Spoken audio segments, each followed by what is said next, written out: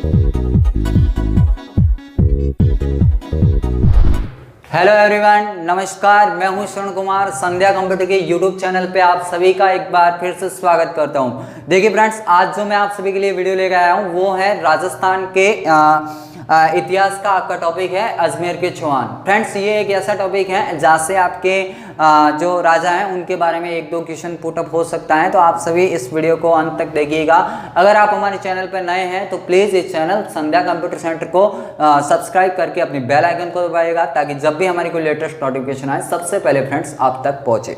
तो बढ़ते हैं फ्रेंड्स वीडियो की ओर। देखिएगा, सबसे पहले अपन को बात करनी है अजमेर के चौहान, है ना। तो फ्रेंड्स देखिएगा, सबसे पहले ये है कि अजमेर के चौहान जो सबसे पहले कहाँ पे रहते थे, तो इनका फ्रेंड्स जो प्रथम आवास था वो फ्रेंड्स था सांबर के पास, और जो सांबर के आसपास का फ्रेंड्स जो क्षेत्र कहलाता था उसको बोला था सपात लक्ष्य।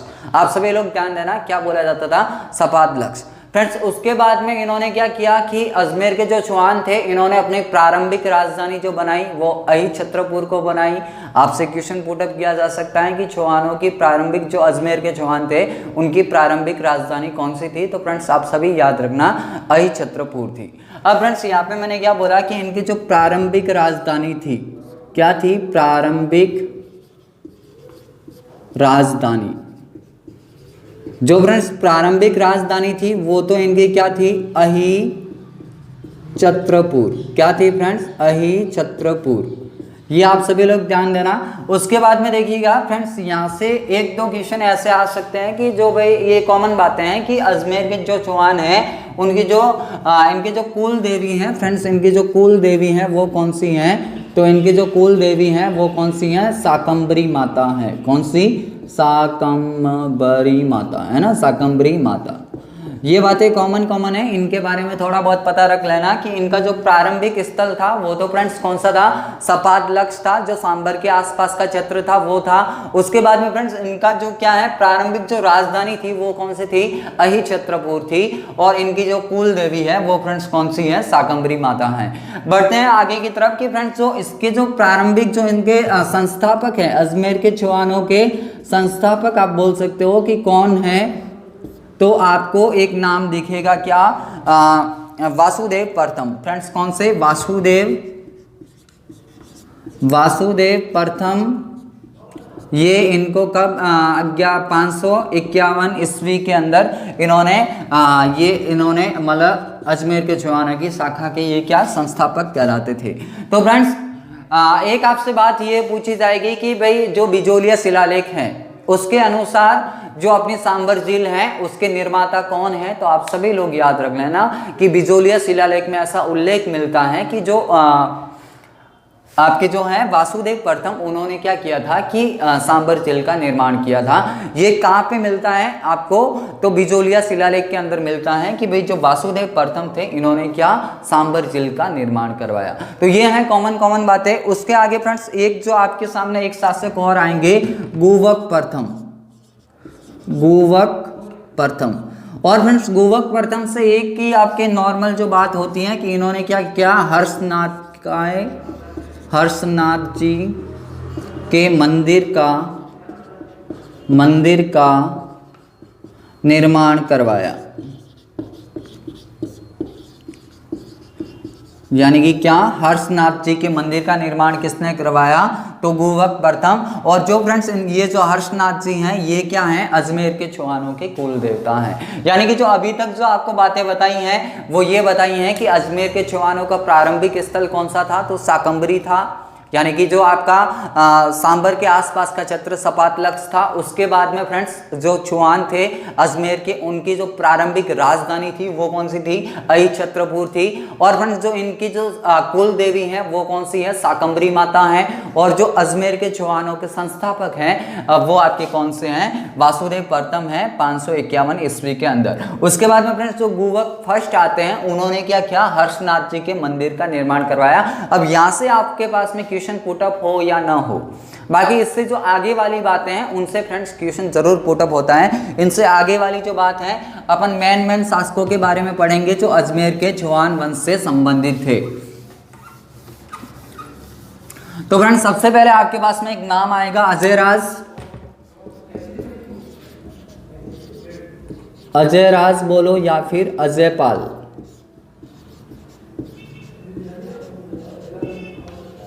अजय पाल। फ्रेंड्स ये हैं अजय राज या फिर अजय पाल। फ्रेंड्स इन्होंने क्या किया, अजमेर शहर को बचाया, अजमेर शहर बसाया। कब बसाया, तो फ्रेंड्स 1113 ईस्वी में, 1113 ईस्वी में इन्होंने अजमेर शहर बसाया। उसके बाद में फ्रेंड्स इन्होंने क्या किया, अजयमेरू दुर्ग बनवाया। और इनका कार्य क्या है, अजमेर को इन्होंने राजधानी बनवाया, अजमेर को राजधानी बनाया। और फ्रेंड्स एक इनसे और बात रह जाती है कि इनके समय यानी इनके शासनकाल में फ्रेंड्स क्या हुआ था, तो श्वेतांबर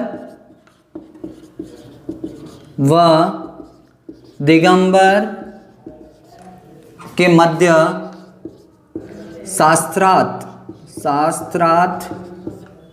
हुआ था।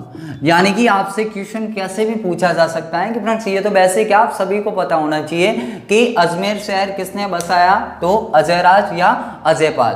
कब बसाया, तो 1113 ईस्वी में। उसके बाद में फ्रेंड्स इन्होंने क्या किया, अजमेर दुर्ग बनवाया। उसके बाद में फ्रेंड्स अजमेर को राजधानी बनवाया। और उसके बाद में एक यहाँ से क्वेश्चन ऐसे आ सकता है कि अजमेर के ऐसे कौन से शासक हैं जिसके काल में श्वेतांबर व दिगंबर के मध्य शास्त्रार्थ हुआ, तो फ्रेंड्स आप याद रखना वो कौन से हैं, अजयराज या अजयपाल ही थे जिनके काल में क्या हुआ, श्वेतांबर व दिगंबर के मध्य शास्त्रार्थ हुआ। तो ये बातें आप लोग याद रख लेना इनसे। और ये जो है अजयराज, इनका जो शासनकाल है अजमेर के चौहानों का साम्राज्य विस्तार का शासनकाल बताया जाता है। तो आप सभी लोग इतनी सी बातों को कम से कम याद रख लेना, क्योंकि यहाँ से बेसिक क्वेश्चन आपके पुटअप हो सकता है। उसके आगे फ्रेंड्स जो इनसे आगे जो है आपके अर्णोराज, इस अर्णोराज को अभी पढ़ना है।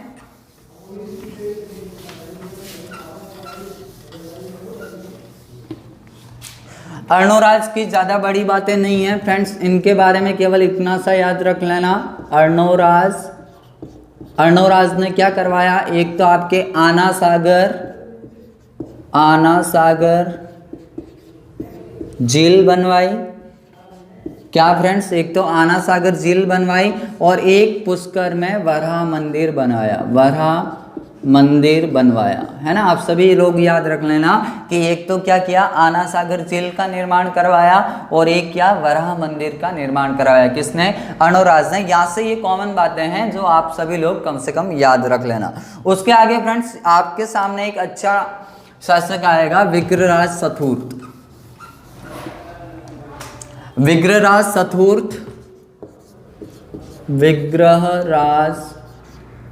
सथूर्त। आप इसे विशल देव भी बोल सकते हो,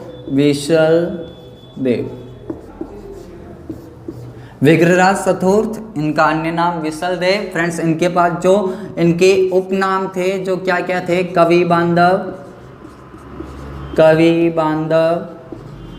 और आप बोल सकते हो कटी बांधव।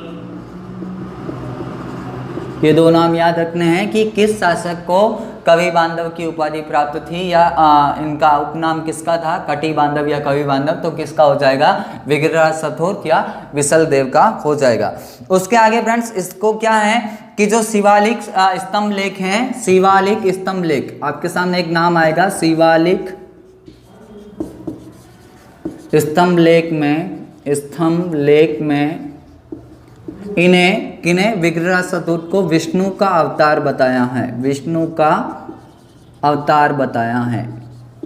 ना। विष्णु का अवतार इसको किस शिलालेख में बोला है, तो शिवालिक स्तंभ लेख में इनको बोला गया। तो ये बातें आप सभी लोग याद रख लेना। उसके आगे फ्रेंड्स इनके और बातें आएगी आगे अपने सामने कि इन्होंने क्या किया था, एक संस्कृत पाठशाला बनवाई थी, संस्कृत पाठशाला का निर्माण करवाया था, जिसको फ्रेंड्स कुतुबुद्दीन ऐबक ने तुड़वाया था और उसको फिर किस में बदला था, अढ़ाई दिन के झोपड़े में बदला था, अढ़ाई दिन का झोपड़ा।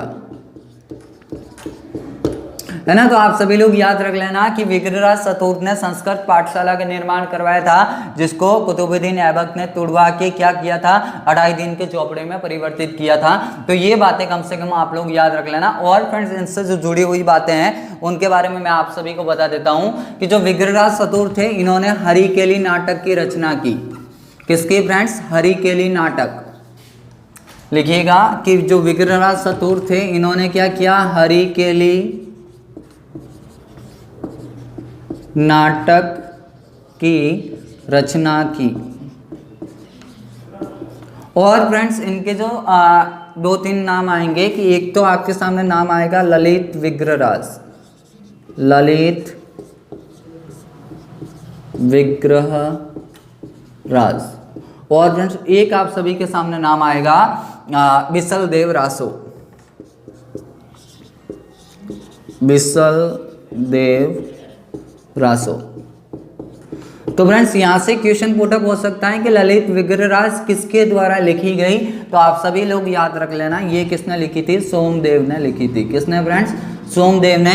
और अगर बिसलदेव रासो आपसे पूछे तो नरपति नाला, नरपति नाला, है ना। ये दोनों बातें याद रख लेना। हरिकेली नाटक की रचना किसने की, तो विग्रहराज चतुर्थ या बिसलदेव ने। और ललित विग्रहराज की रचना किसने की, तो सोमदेव ने। और फ्रेंड्स बिसलदेव रासो की रचना किसने की, तो नरपति नाला ने की। फ्रेंड्स यहाँ तक ही है आज के लिए आपका टॉपिक। और फ्रेंड्स अपन जो कल पढ़ेंगे पृथ्वीराज चौहान, आपका थोड़ा बड़ा टॉपिक है, उसको फ्रेंड अपन सेपरेट पढ़ेंगे एक अलग वीडियो के अंदर। यहाँ तक आप सभी लोग इतनी सी बातों को याद रख लेना, आपके कंपटीशन एग्जाम में बहुत ही काम आएगी। फ्रेंड्स अगर आपको ये वीडियो पसंद आया हो तो प्लीज़ इस चैनल संध्या कंप्यूटर सेंटर को सब्सक्राइब करके अपने बेल आइकन को दबाएगा। और हमारी लेटेस्ट न्यूज़ पाने के लिए फ्रेंड्स इस चैनल को प्लीज़ आप सभी लोग सब्सक्राइब कीजिएगा। और मिलते हैं फ्रेंड्स कल, तब तक के लिए वंदे मातरम, जय हिंद।